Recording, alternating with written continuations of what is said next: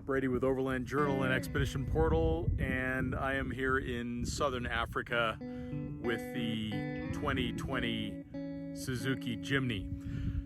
Now I have to say I'm totally excited to drive this car because I have a long history of driving Suzuki's interesting places in the world.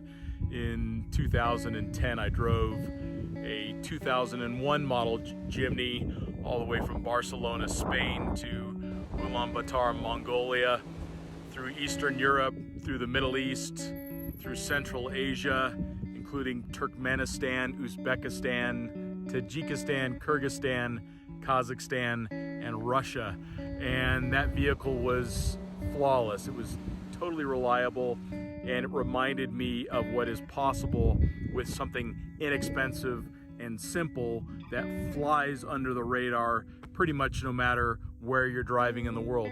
So I am really excited to be spending a couple days with this newest model Jimny, and as I drive throughout the route, I will give you updates on my impressions.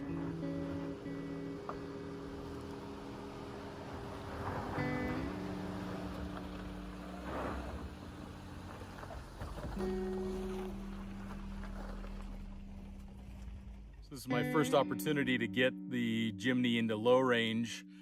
I'm out on a local trail near Johannesburg called Breedsneck, and it's moderately challenging, certainly for a stock vehicle, and this vehicle is stock other than the front runner accessories you see on the top. But it does have low range, and it does have an automatic transmission and slightly upsized tires from the factory with the package that this one came with. So overall, it's doing okay so far. Left foot braking is giving the control that I need, and I'm not getting a lot of wheel spin out of it, which I'm surprised by given that the tires are relatively tame in tread pattern. But overall, it's been really fun to drive. You can avoid most things that are larger obstacles. In this case, I'm intentionally driving over some rocks just to see what kind of articulation I get out of the suspension, which again is not bad.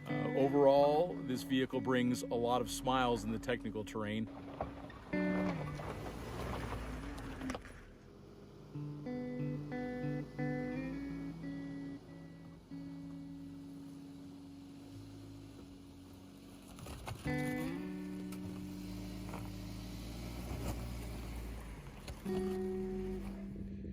Now you are still limited to the traction that's available by the tires and the effectiveness of the traction control, which are a couple things to note on that.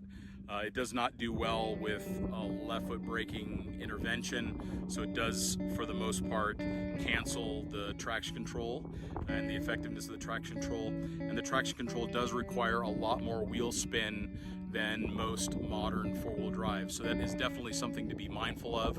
And I think that this vehicle in particular would really benefit from a rear locking differential from ARB or someone similar that can allow the vehicle to settle down and go even slower through terrain like this.